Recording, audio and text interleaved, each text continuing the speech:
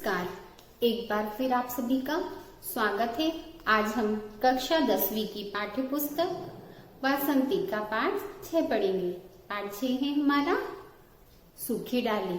सूखी डाली एकांकी है और इसके लेखक उपेंद्र नाथ अश्क जी हैं।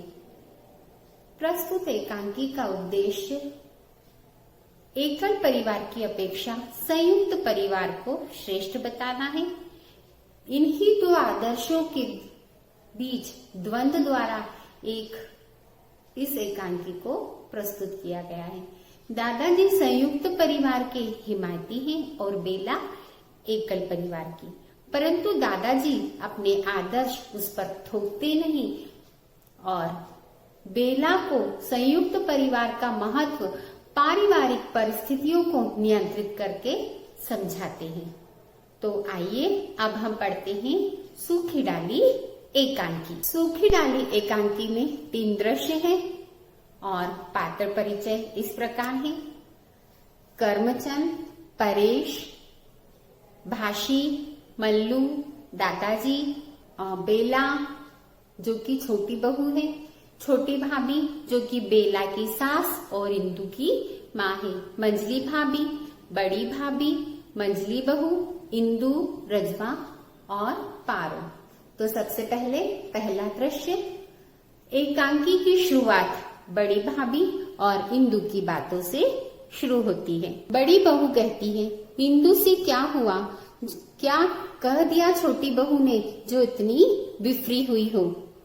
इंदु कहती है, अपने मायके के आगे वह किसी को कुछ गिनती ही नहीं।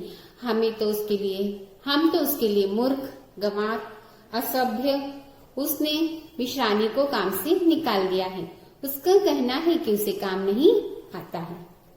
अब छोटी भाभी इंदु की माँ आती है और इंदु से पूछती है, रजवा क्यों रो रही थी? रजवा कहती है कि छोटी बहू ने उसे काम से निकाल दिया।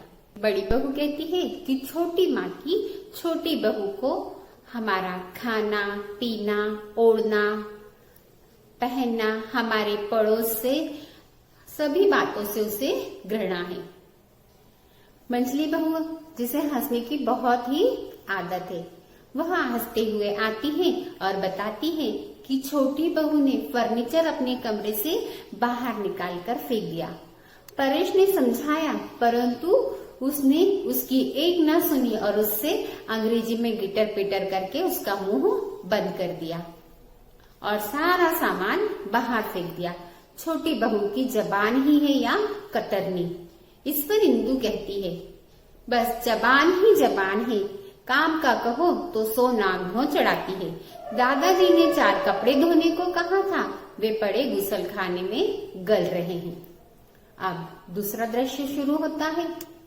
दादाजी का मंझला लड़का कर्मचंद दादाजी के पैर दबाता रहता है और आंगन में बच्चे बरगद के पेड़ की डाली लाकर उसे लगाते रहते हैं और पानी डालते रहते हैं।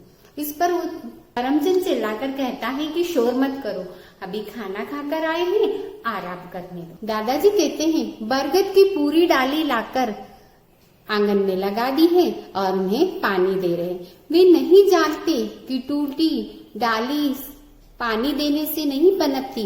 मैं कहता हूँ ना बेटा कि एक बार पेड़ से जो डाली टूट गई उसे लाख पानी दो, उसमें वह सरसता नहीं आती।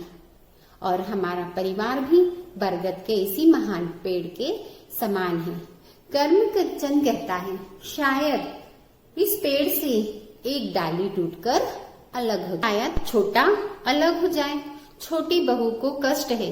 दादाजी कहते हैं कि यदि कोई शिकायत है तो उसे वहीं मिटा देना चाहिए। हल्की सी खरोच भी यदि उस पर तुरंत दवाई न लगाई जाए तो वह घाव बन जाती है और वही घाव नासुर फिर लाख मरहम लगाओ, वह ठीक नहीं होता। दादाजी के पास आकर चुपचाप पहले तो वो आकर बैठ जाता है, फिर दादाजी से सकुचाते हुए हिचकिचाते हुए कहता है। परेश दादाजी के पास चुपचाप आकर बैठ जाता है। दादाजी परेश से कहते हैं, छोटी बहू को कर्मचंद का लाया सामान पसंद नहीं आया? तुम छोटी बहू को बाजार ले जाओ और उसकी पसंद का नए फैशन का सामान दिला लाओ।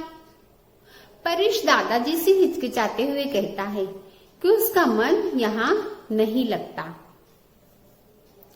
उसकी सभी शिकायत करती हैं। वह कहती है कि उसे कोई भी पसंद नहीं करता। वह यहाँ आप परायों से महसूस करती है।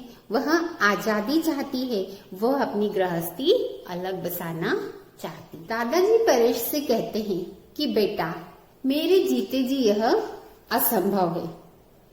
मैं जब अपने पूरे परिवार का ध्यान करता हूँ तो मेरे सामने वड का महान पेड़ घूमने लगता, शाखाओं पत्तों फूलों से भरा पूरा, और फिर मेरी आंखों के सामने इस महान वृक्ष की डालियां टूटने लगती हैं और वह केवल टूट रह जाता है और मैं सिहर जाता हूँ।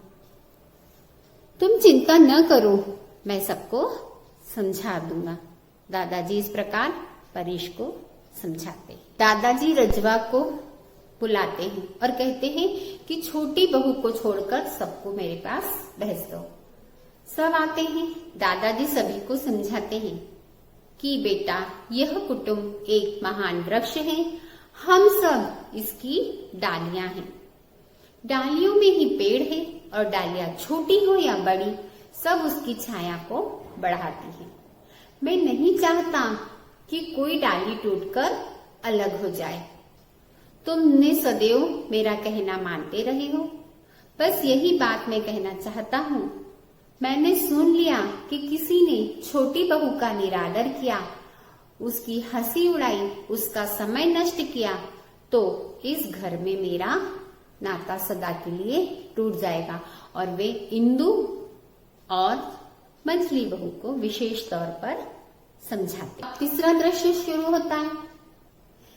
बेला बरामदे में कुर्सी पे बैठे बैठे किताब पढ़ते हुए विचारों में खो जाती है। वह मनी मन विचार करने लगती है। मैं इन लोगों को समझ ही नहीं पाती। आजकल तो कल कुछ, पल में तोला पल में माशा। गर्म होते हैं तो आग बन जाते हैं, नर्म होते हैं तो मोम के समान कोमल हो जाते हैं। अब छोटी भाभी बेला की सांस आती है और कहती है, बेटी, मैं तुम्हारा समय नष्ट न करूंगी। तुम एक बार रजवा को झाड़ना बुहारना सिखा दो, वह गलती नहीं करेगी। और ये या तुम्हारे लिए कोई मैं दूसरा प्रबंध कर दूं। बेला उनको बैठने के लिए कहती है, पर वो कहती है, नहीं, मैं तुम्हारा समय नष्ट नहीं करूंगी, मेरे को बहुत सारे काम हैं। मंझली भाभी आती है। वो कहती है, क्यों बेटी? बेला से कहती है, क्यों बेटी, रजवा कुछ सीखी कि नहीं? मैंने एक अनुभवी नौकरानी खोज लाने को कहा है जो नए फैशन के बड़े घरों में काम कर चुकी है। अब बेला उन्हें भी बैठने के लिए कहती है तो वो भी नकारा कर देती है, बैठने पर मना कर देती है। इसी पर छोटी भाभी से फिर कहती है, बैठिए माँ जी बैठिए, तो भी इंदु छोटी भाभी मना कर देती कि नहीं, मैं तुम्हारा समय नष्ट नहीं करूंगी। अब उधर से पारो, मंझली बहू और इंदु आती है। वो किसी बात पर हंसते हुए ठहाके लगाते हुए आती है। जैसे ही वो वहां पर आती है, देखती है बेला किताब लेकर पढ़ रही है, तो वे चुपचाप हो जाती हैं। बेला को मन ही मन बहुत गुस्सा आने लगता है।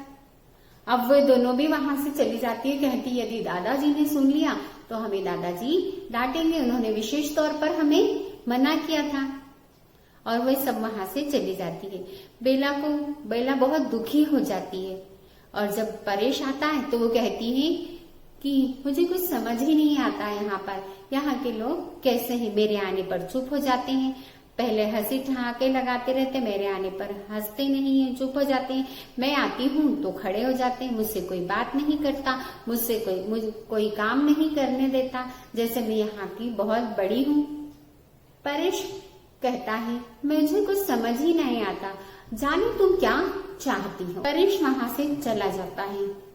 इंदु को रोना आने परेश वहां से चला जाता है और बेला को रोना आने लग जाता है। थोड़ी देर बाद इंदु कपड़े धोने के लिए आती है। तो बेला इंदु से कहती है कि मैं भी तुम्हारे साथ कपड़े धोने चलूंगी। इंदु मना करती है कि दादाजी ने सभी को समझाया है कि आपसे कोई काम न कराए, आपका समय नष्ट न करे, और इस तरह वो सब बताती है। बेला कहती नहीं इंदु, मैं भी तुम्हारे साथ कपड़े धोने चलूंगी। वह मना करती है। इस प्रकार इंदु से पता चलता है कि दादाजी ने घर में सबको उसका आदर करने के लिए कहा है। अब वो जिद करके इंदु के साथ कपड़े धोने चली जाती है। दादाजी आते हैं। दादाजी देखते हैं कि बेला कपड़े धो रही है। दादाजी इंदु को आवाज लगाते हैं। इंदु डर जाती है और कहती है, दादाजी मैंने भाभी को लाख मना किया था, बहुत ही मना किया कि मैं कपड़े धो लूंगी, मुझे दादाजी ने मना किया है, लेकिन वह मानी नहीं और मेरे साथ कपड़े धोने आ गई। बेला कहती है, दादाजी आप पेड़ से किसी डाली का टूटकर अलग हो जाना नहीं सह सकते, पर क्या आप चाहेंगे कि पेड़ से लगी लगी वह डाली सूखकर मुरझा जाए?